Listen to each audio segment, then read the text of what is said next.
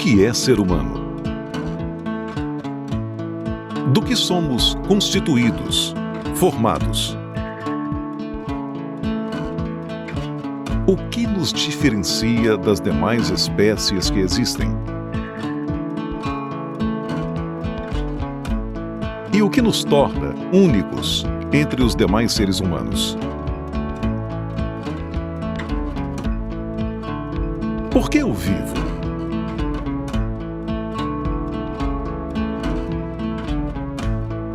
Para que pensamos?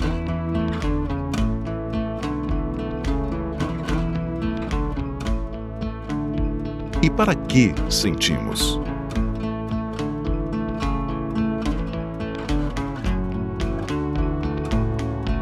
Para que existimos?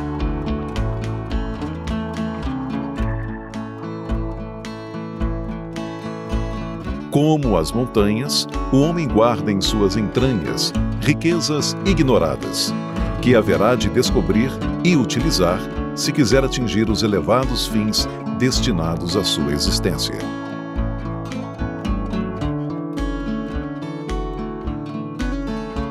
Nesta série Ser Humano, com o auxílio da ciência logosófica, trataremos sobre essas e outras perguntas sobre a nossa vida e existência. Neste episódio da série Ser Humano, Guilherme Lana Reis abordará o tema A Importância da Convivência. O que é a convivência? Por que convivemos? Guilherme Lana Reis é estudioso da logosofia, professor e empresário. Bom, frequentemente nós respondemos a essa pergunta, quem eu sou, falando da nossa atuação profissional. Ou seja, a atuação profissional é algo que nós somos ou um estado momentâneo? Meu nome é Guilherme Lana Reis, sou casado, tenho 3 filhos, gêmeos, com 11 anos, eu atuo como professor e empresário. Bom, vou falar um pouquinho sobre a convivência, o que eu tenho aprendido nos meus estudos de logosofia. É um tema bastante desafiador e a gente vai percebendo aí, às vezes em tom de brincadeira, né? Mas percebe esse desafio, né? Então, algumas frases que me vêm à mente. O casamento não é problema em si, mas em mim, né? Então aí já demonstra em tom de brincadeira ali, mas tem um lado desafiador, né? Outro, né? Quanto mais eu conheço as pessoas, mais eu gosto do meu pet. Por que as pessoas falam dessa forma, né? Será que é pelo motivo do animal não nos confrontar, né? E outra situação bastante frequente que eu vejo, né? Às vezes quando tem uma situação de discordância, a pessoa fala assim, mas o ser humano é muito complicado, né? Se referindo a outra pessoa, mas às vezes ela vai acabando só colocando a culpa no outro e não percebe o que ela precisa mudar, né? E isso percebemos em vários ambientes, por exemplo, no ambiente profissional, fala, olha, fulano que é o culpado dessa situação, mas a pessoa não volta para si mesma para identificar, para analisar a própria situação, identificar possíveis erros ali também. Entendo que nada na criação é por acaso, né? Então, se nós vivemos, estamos em uma família, se estamos convivendo com outros seres, aquilo ali tem uma razão de ser. Eu entendo que é para o desenvolvimento do ser humano. Então, na convivência, nós acabamos voltando para nós mesmos e vou percebendo ali como que os seres vão se conhecendo, né? Essa oportunidade de um aprendendo com o outro. Eu penso em Deus, né? Eu penso no Criador, essa grande oportunidade de todos estarmos juntos. E tudo na natureza existe uma razão de ser, porque, por exemplo, né, considerando um membro, né, que ele fica sem movimentação, no caso, por exemplo, se um braço ficar engessado, vai ficar sem movimentar, qual que é a tendência? A tendência é ir atrofiando. Então, mesmo se aplica, por exemplo, a convivência. Então, nós precisamos conviver com outros seres para estar em atividade constante, né, internamente, pensando nos demais também. Acho que o ser humano não foi criado para viver isoladamente. Recentemente eu presenciei o diálogo de 2 pessoas e uma delas foi grosseira com a outra. E qual foi a causa interna que eu identifiquei ali? Identifiquei a impaciência, a suscetibilidade. Então, na convivência ali, uma acabou demonstrando para a outra algumas características ali que precisam ser aperfeiçoadas, né? Isso só aconteceu nessa situação de convivência. Então, é uma oportunidade de estar voltando para dentro e procurando identificar os aspectos a serem aperfeiçoados. Isso acontece, por exemplo, na minha vida como professor. Às vezes eu preparo uma aula e naquela aula ali eu vou observando a reação dos alunos, se estão entendendo algum aspecto que precisa ser modificado. Então, os alunos eles vão me auxiliando a ir aperfeiçoando algum aspecto da minha aula. Percebo também ali na empresa que eu trabalho, as várias equipes, né? Então, os membros vão interagindo uns com os outros e cada um vai podendo aperfeiçoar a própria conduta de acordo com a reação dos demais. Quando me perguntam como que é o relacionamento dos meus trigêmeos, eu respondo, eles brincam e brigam também. E às vezes até brinco com eles, né? Como será que era a convivência de vocês dentro do útero? Mas eu entendo que existe uma razão de ser dos seres pertencerem a uma família. Certa vez eu assisti um vídeo de felinos, de filhote de felinos, e ficava explícito ali como que aquelas brincadeiras ali do início eram importantes para o restante da vida daqueles animais. Né? E voltando para a convivência humana, eu convivo há muitos anos com duas amigas, que elas são irmãs, e elas relatam como que não gostavam de compartilhar o mesmo quarto, né? Mas depois de um tempo perceberam como que aquela convivência, aquele exercício ali de tolerância, de aprender a conciliar as coisas, como que aquilo foi importante para a vida adulta. Atualmente elas já são casadas, têm filhos, então elas vão ali conviver com o marido, né, dividindo o mesmo quarto. E hoje eu vivo a situação das minhas duas filhas, eu tenho duas filhas e um menino, e as duas meninas dividem o mesmo quarto. E às vezes uma reclama da outra, uma fica incomodada com a outra ali, por uma questão do quarto, né? Uma organizou de uma forma, a outra não gostou. Eu aproveito e falo, olha, na vida a gente tem a oportunidade de não incomodar e não se sentir incomodado também. Então essa convivência, aprender a conciliar, a interagir, é algo que vai ser importante para a vida toda delas. Eu recordo de algumas pessoas com quem eu convivo e vou observando as virtudes delas e me recordei em especial de duas pessoas. Uma delas, ela tenta fugir de um determinado padrão que a maior parte das pessoas ela tende a conviver ou tenta conviver com aquelas pessoas que consentem mais, que têm menos, um menor número de discordâncias. E esse conhecido meu, ele tenta se superar constantemente.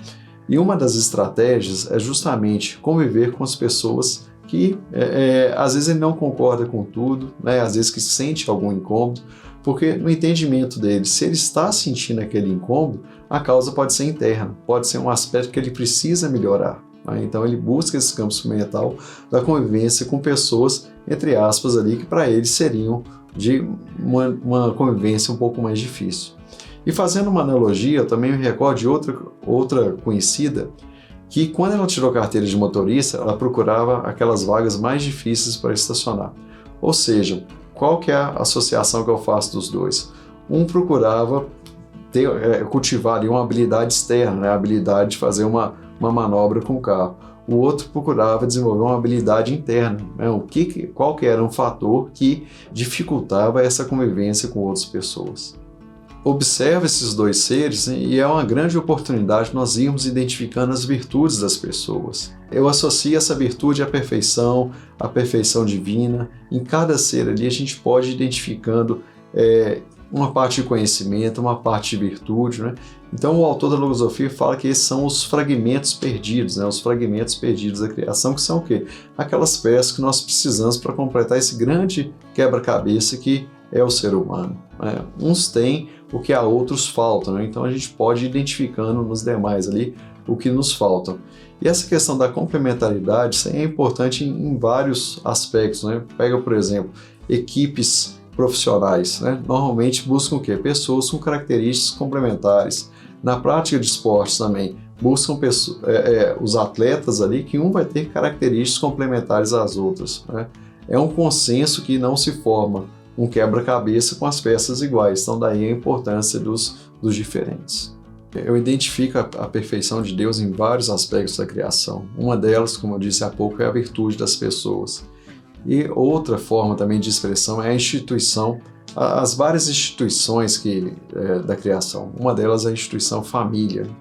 Então ali nós vemos os seres, né, se convivendo ali, cada um com suas características, né, físicas e psicológicas, né? E pega o meu caso, eu volto às famílias de origem, né? Então, começando sobre o aspecto físico, né? Pensar ali nos meus 4 avós, uns demandam alguns cuidados, né? Como ali alguns aspectos cardíacos, outros avós ali também têm outras demandas, né? Às vezes a gente fica pensando assim, eu gostaria de ter tal característica física, né, de um dos avós, né? Mas os genes nós não escolhemos, né? Então vamos nos adaptando. E em relação às características psicológicas, né? Às vezes eu gostaria de ter uma virtude de um dos familiares, né? Mas a minha herança acabou sendo um pouco diferente.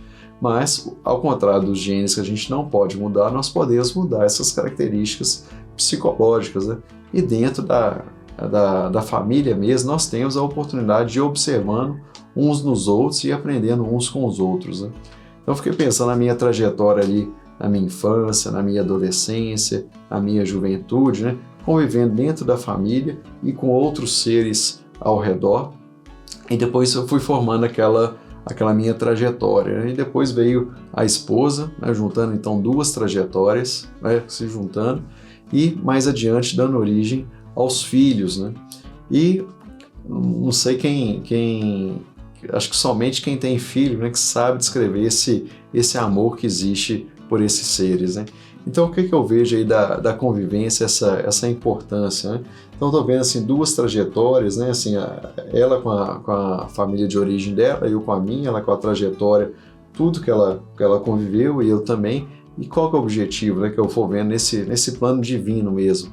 De ir filtrando essas características positivas e irem passando para os filhos, né?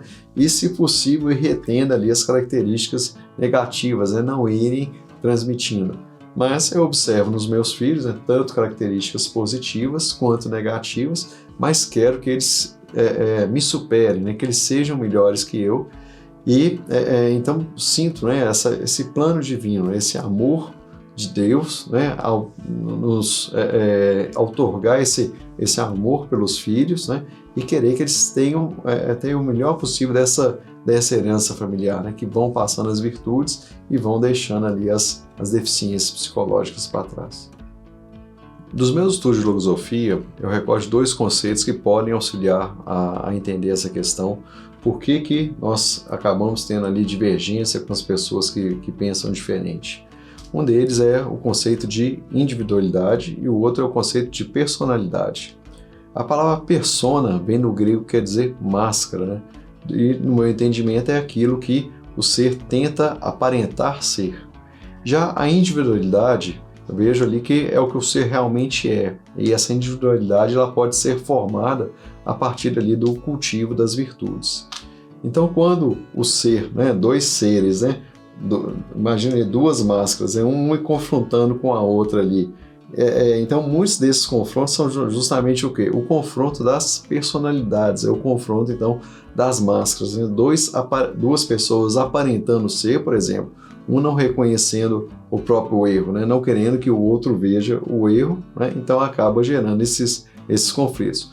Por outro lado, se existir o cultivo das virtudes, esses conflitos acabam sendo minimizados, né? A chance de ocorrer acaba sendo menor. Recentemente vivi algumas horas que foram bastante intensas. Nossa funcionária, a ajudante de casa, ela estava de atestado e um dos filhos ele acabou acordando com resfriado, mal-estar e achamos melhor ele não ir para o colégio. Então minha esposa pegou, ela é médica, dá aula em faculdade, ela levou 2 dos filhos para o colégio e foi para a aula dela, né? E eu fiquei com esse outro filho em casa. Foi um imprevisto, eu liguei para minha mãe e ela poderia chegar em casa dali a 1 hora aproximadamente. E eu fiquei preocupado com algumas demandas que eu tinha do serviço, né? Eu tenho até um horário flexível, mas tenho as tarefas, né, a serem executadas, tinham algumas urgências, né? E também algo que é muito comum na convivência é aquela situação, aquela pergunta que frequentemente nos fazemos, né? O que os outros vão pensar de nós, né? Então, eu chegando atrasado ali, ficando com o filho em casa, né? Até minha mãe conseguir deslocar. Então, eu fiquei nesse dilema interno, né? Será que eu vou para o serviço, deixo o filho em casa ali, né? Às vezes ele já estava deitado, não vai acontecer nada. Então, enquanto eu estava ali nesse dilema, de repente o filho começou a ter calafrios, né? A tremer ali. E quando eu fui medir a temperatura, ele estava com febre, né? Aí já desisti, né? Falei, não tem como sair, né? Vou ter que me adaptar. E fui pensando, né, no que eu precisava fazer. Então eu liguei para a esposa, ela pegou e me recomendou um medicamento para baixar a febre do filho. E fui pensando ali o que eu teria para fazer do serviço, né? Então eu identifiquei algumas atividades ali que eu poderia fazer remotamente. Uma delas era a leitura com uma certa urgência de um contrato de um cliente. Então, peguei, comecei a ler aquele contrato, coloquei, né, o computador assim, de forma que o filho permanecesse no campo de visão e de tempos em tempos eu ia lá, via como estava, né, e tinha aquela interação, aquele cuidado, né? Então, terminei de ler ali o contrato, mandei para o cliente. Pouco tempo depois, minha mãe chegou, foi medir a temperatura de novo, já tinha baixado e desloquei para o serviço então. Quando eu cheguei no serviço, recebi o comunicado do cliente que ele tinha concordado com minhas sugestões, ou seja, basicamente o que aconteceu, né? Como foi eu analiso essa experiência. Aquele amor que eu sinto para o filho, ele tocou a sensibilidade, né, naquele momento ali que ele precisava de ajuda e auxiliou a organizar a mente. A mente talvez estava ali apressada, desatenta, então passei a ter uma atenção a todos os fatores ali e basicamente qual que foi a solução? Foi basicamente colocar as atividades na sequência certa e dedicar o tempo certo a cada atividade. Então, interessante como que a sensibilidade vai nos auxiliar, né? Auxiliou a minha mente a pegar e organizar toda a situação. Então eu identifiquei uma forma de capacitação, né? Que se não fosse aquele filho, né? Aquele sentimento ali que eu tenho pelo outro, eu poderia ter passado essa experiência sem aproveitar, né? Essa experiência não teria existido na minha vida e como foi importante, né? A me demonstrar como que é importante colocar o tempo a meu favor, a utilizar melhor as energias e foi um momento assim que eu desfrutei, sabe? Assim, quando eu estava deslocando para o serviço, eu estava aliviado, estava feliz, né? Senti ali, até fiquei me perguntando, será que meu espírito, né, participou da minha vida naquele momento? É um momento assim, de satisfação muito grande, né, por ter utilizado bem minhas energias, ter utilizado bem o tempo a meu favor. Ou seja, se não fosse aquela convivência com aquele ser querido, eu não teria descoberto, né, todos esses recursos que eu tenho no meu interno. Então, por isso que eu entendo que a convivência realmente é um plano divino. Então, essa experiência ali de pouco mais aí, talvez de 2 horas, pude conviver com a esposa, com minha mãe, com o filho e principalmente comigo mesmo, né? Observar aquela situação, aquela experiência que eu estava vivendo ali e sentindo, né, o sentimento atuando, né, a mente, os pensamentos atuando. Então foi uma experiência muito importante para mim. Convido você a conhecer esses e outros temas abordados pela ciência logosófica no site logosofia.org.br. Espero que esteja gostando da série Ser Humano. Aguarde pelos próximos episódios.